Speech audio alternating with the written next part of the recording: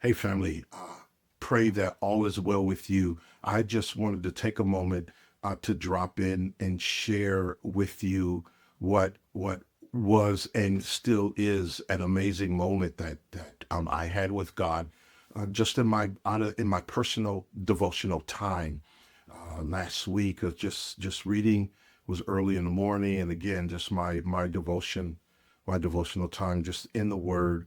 And actually, I was reading in the book of Proverbs, and so I want you to look this passage up, Proverbs 18 verses 20 and 21. I will read the passage to you from the New King James Version, and whatever paraphrase or translation you use, obviously feel free. But just to set this up quickly, I have been, how do I want to say, the Lord just has been working with us and, through us, through this ministry, and has presented what we believe is a God ordained assignment. And I've just been praying about taking that on, stepping into that assignment, speaking with my spiritual fathers, talking with those that I serve in collegium with. Right? You need both, right? You need people above you, and then you need people who are on the journey with you.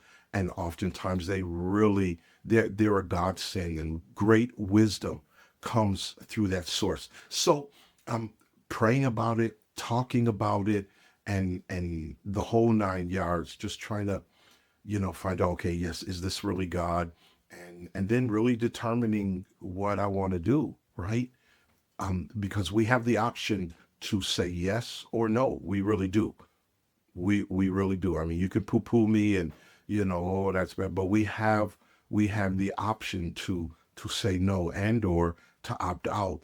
And so just trying to have my heart open before the Lord. Let's read the passage, and I'll just share a couple of thoughts that the Lord share with me, and then I'm going to release you to this word. Proverbs 18, verses 20 and 21. And I'm reading from the New King James. It says, "A man's stomach shall be satisfied from the fruit of his mouth, from the produce of his lips he shall be filled." Verse 21 says, "Death and life are in the power of the tongue, and those who love it will eat its fruit." I contend that verse number 21 is probably the most misquoted verse out of all of Scripture. Every time I hear somebody quote it, they say life and death. And it's not what Solomon said. Solomon said death and life. And, there's a hermeneutical principle that tells us the order in which we find the words matter. It matters. And so sometimes when we change the order, we reverse the order, we tamper with the order, you tamper with the interpretation. When you tamper with the interpretation, then you get a tampered with application. I'll stop right there. So I'm praying through this. I'm having conversation with trusted people in my life about this this role, this task that we believe God is asking us to step into. And I'm talking, I'm sharing, I'm listening, I'm praying, and I'm doing all of those things. I want us to be aware that there is a connection based on Scripture between what's in our heart and what comes out of our mouth, right? Whatever is in your heart in abundance, Jesus said, will come out of your mouth. I just so you don't have to take my word for it. Luke chapter 6, verse number 44. "A good man brings good things out of the good stored up in his heart, and an evil man brings evil things out of the evil stored up in his heart. For the mouth speaks what the heart is full of." And then the King James, it says, "Out of the abundance of the heart, the mouth speaks," right? The mouth speaks. David's prayer is really a poignant one in Psalm 19:14. "Let the words of my mouth and the meditations of my heart be acceptable in your sight." I really believe David understood that it wasn't an either or, it was a both and. What's coming out of my mouth is really a meditation. What is really a reflection of what I'm meditating on. I'm going somewhere. Just stick with me for a moment, okay? So I'm dealing with this. I'm praying through this issue, and nothing bad, but it is a serious assignment, and I want to know that one, it's God, and two, I'm willing to fully step into it. And so I read verse 20 on the morning that I'm reading this devotional. I have read this so many times before. In my devotional discipline, I probably read through the book of Proverbs 4 times a year, at least 4 times a year.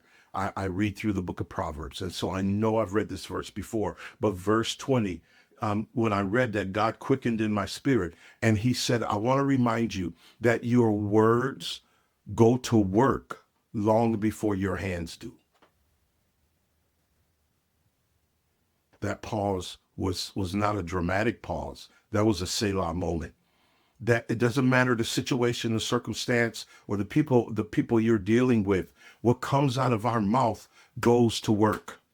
Our words go to work. Our words go to work. And oftentimes then after we've said the wrong thing or the inappropriate thing or the unnecessary thing, now when our hands go to work, the first aspect of the work that the hands have to be involved in is undoing what our words have spoken. Are you following me? When God spoke that to me, I'm like, oh, I need to be quiet more and listen more. I need to be contemplative more. I need to be meditative. I need to and less verbalizing, because I just don't know where I am on this issue and many others. This was a poignant moment for me, and I know that if it resonates with me, there's probably going to resonate with you. Please remember that your words go to work long before your hands do. And it is the fruit of our lips that fills or empties our belly. It's the fruit of our lips, not necessarily the work of our hands. And this is beyond positive affirmation. This is beyond positive confession. You know what this is? Saying what God said. If you don't know, my mama, we say mama and them used to say, when you don't have anything good to say, don't say nothing. And that's the way they said it. Don't say nothing. Just be quiet. And sometimes we don't know how we feel about a situation. We don't know where we are. We haven't navigated all of the internal stuff. And if that is the case in your current situation and whatever it is you're going through or whomever it is you're interacting with, be quiet. Don't say anything. And the best you can do is say what Jesus said. Say what the Father says, right? And then that way we don't release death into the midst of our situation. That's all I want to share with you. Listen, if this blesses you, pass it on, share it with somebody else. And remember, your words go to work long before your hands do. We love you. God bless you.